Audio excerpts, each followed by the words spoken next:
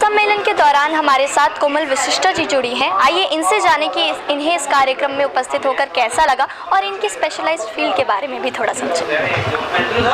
नमस्कार, मैं कोमल वशिष्ठ और आप सबका बहुत बहुत स्वागत करती हूँ। सबसे पहले तो इस कार्यक्रम को ऑर्गेनाइज करने के लिए मैं अरविंद जी और उनकी पूरी टीम को धन्यवाद देना चाहूँगी और कंग्रेचुलेट कहना चाहूँगी, क्योंकि उन्होंने ये जो ऑर्गेनाइज किया है जो इवेंट, इस इवेंट में बहुत से दिग्गज एक ही छत के नीचे एकत्रित हुए हैं। तो ये दिन अपने आप में एक महोत्सव हो जाता है, क्योंकि बहुत से दिग्गज एक ही छत के नीचे जब सम्मिलित होते हैं तो ज्ञान की वर्षा होती है। और ऐसी वर्षा में जब आपको भी सम्मिलित होने का मौका मिल जाए तो वो दिन आपके लिए मेमोरेबल हो जाता है। तो इसके लिए मैं अरविंद जी को बहुत बहुत धन्यवाद देना चाहूँगी। जी, आप अपने बारे में हमें थोड़ा बताएं कि आप एस्ट्रोलॉजी से रिलेटेड क्या करते हैं। देखिए, एस्ट्रोलॉजी और वास्तु अपने आप में एक बहुत ही डीप टॉपिक है। अगर अब कोई मुझे कहे कि कुछ मिनटों में आप एस्ट्रोलॉजी और वास्तु के बारे में कहें तो शायद शब्द कम पड़ जाएंगे, पर चलिए कोशिश करते हैं कि आपको कुछ एस्ट्रोलॉजी और वास्तु की इम्पोर्टेंस बता दी जाए और ये बताया जाए कि ये हमारी लाइफ को किस तरीके से ईजी बनाते हैं। तो मेरे पास अक्सर लोग आते हैं और ये पूछते हैं, उनका भी यही सवाल होता है, why astrology and why Vastu is important for our life. तो बहुत सिंपल तरीके से इसको समझने की कोशिश कीजिए। जब पहले गाड़ियाँ हुआ करती थी लेकिन उसमें गूगल मैप्स नहीं होते थे, आप गाड़ी में बैठते थे, आपको अपने डेस्टिनेशन तक पहुंचना है तो आप क्या करती थी बताइए। जी, अगर जगह नहीं पता थी तो लोगों से पूछ के हम जाए, लोगों से पूछ कर जाते थे। सम टाइम हम अपने डेस्टिनेशन पर पहुंच पाते थे, but most of the time हम अगर पहुंचते भी थे तो बहुत तकलीफ़ों के साथ पहुंचते थे। हमारी एनर्जी ड्रेन आउट हो चुकी होती थी, हम अपनी डेस्टिनेशन को एंजॉय नहीं कर पाते थे, बल्कि एक फ्रस्ट्रेशन ही हो जाता था। लेकिन इस गूगल मैप ने हमारी जर्नी को कितना इजी बना दिया। गाड़ी में बैठिए, गूगल मैप से डेस्टिनेशन डालिए, डेस्टिनेशन आपको ईजीएस्ट एंड सेफेस्ट वे से आपको अपनी जगह पर पहुंचा देगी। अब यहाँ पर मैं कहना चाहूँगी, जो आपकी जन्म तारीख है, जो आपकी जन्म कुंडली है, that is basically a navigation map of your life. ये आपकी ज़िंदगी का एक नेविगेशन मैप है, एक मानचित्र है, जिसके अनुसार आप अपनी जीवन को प्लान कर सकते हैं। What is the life purpose of your life कहाँ से निकल कर आएगा? आपकी जन्म कुंडली से निकल कर आएगा।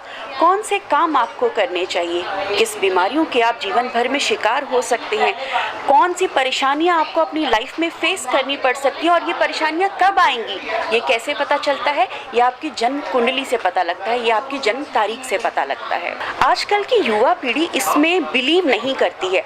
उसमें मैं कहूँगी इसका कारण पिछले कुछ सालों में रही स्टडीज़ के ऊपर रहा है, क्योंकि पिछले कुछ समय में अगर हम देखें, कुछ गुरु या कुछ शास्त्री, देखिए सभी मेरे गुरु हैं, मैंने उनसे ही सीखा है, बहुत उनका बहुत योगदान रहा है मेरे इस ज्ञान में।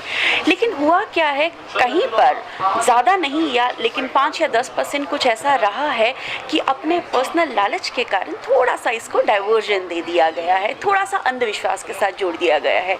लेकिन मैं यहाँ पे क्लैरिफाई करना चाहूँगी कि एस्ट्रोलॉजी या वास्तु ये अंधविश्वास की चीज़ नहीं, ये लॉजिक की चीज़ है। ऑकल्ट स्टडीज़, एस्ट्रोलॉजी ये लॉजिक है, ये कुदरत का विज्ञान है। आपको बहुत सिंपल तरीके से समझाने की कोशिश करती हूँ यहाँ पर। देखिए, ये तो हम सभी जानते हैं कि जो हमारा ब्रह्मांड है वो 5 महाभूतों से मिलकर बना है। 5 महाभूत: जल, अग्नि, वायु, आकाश और पृथ्वी।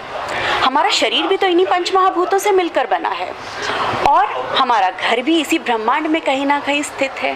तो देखा जाए तो ये जो 5 महाभूत हैं ये हमारी ज़िंदगी का आधार हैं। सज्जन आए और उन्होंने कहा कि मैम, कमाता तो बहुत हूँ लेकिन घर में पैसा टिकता नहीं है, बीवी के साथ झगड़ा बहुत रहता है, बच्चों की तबीयत ठीक नहीं रहते, बच्चे तो समझदार हैं, कहना मानते हैं लेकिन पढ़ाई में मन नहीं लगता। सकता। तो ये कहीं ना कहीं पर वास्तु दोष है। आपके घर में जो ये पंच महाभूत हैं वो आपस में अलाइंड नहीं है, बैलेंस्ड नहीं है, जिसके कारण ये प्रॉब्लम्स क्रिएट हो रही हैं। अब यहाँ पर इनको बैलेंस करने के लिए किसी अंधविश्वास की ज़रूरत नहीं है, इनको बैलेंस करने के लिए ज्ञान की ज़रूरत है, लॉजिक की ज़रूरत है। तो यहाँ पर मैं बहुत लंबा इस टॉपिक को नहीं खींचना चाहूँगी, बिकॉज़ ये अपने आप में इतना डिटेल टॉपिक है। अगर 2 दिन भी मिल जाएं इस पर बात करने के लिए तो शायद कम रहेंगे। तो इन शॉर्ट में सिर्फ यही कहना चाहूँगी, this is just a science of nature, nothing else. नदी के बहाव के साथ बहेंगे तो पानी की ऊर्जा को इस्तेमाल करके डेस्टिनेशन तक पहुंच जाएंगे इजीली, लेकिन अगर नदी के बहाव के विपरीत बहेंगे तो सिर्फ पानी के थपेड़े ही खाने पड़ेंगे। इसीलिए बहुत ज़रूरी है कि कुदरत के विज्ञान को समझिए और नदी के बहाव के साथ बहिए ताकि आपका जीवन सुखमय रहे।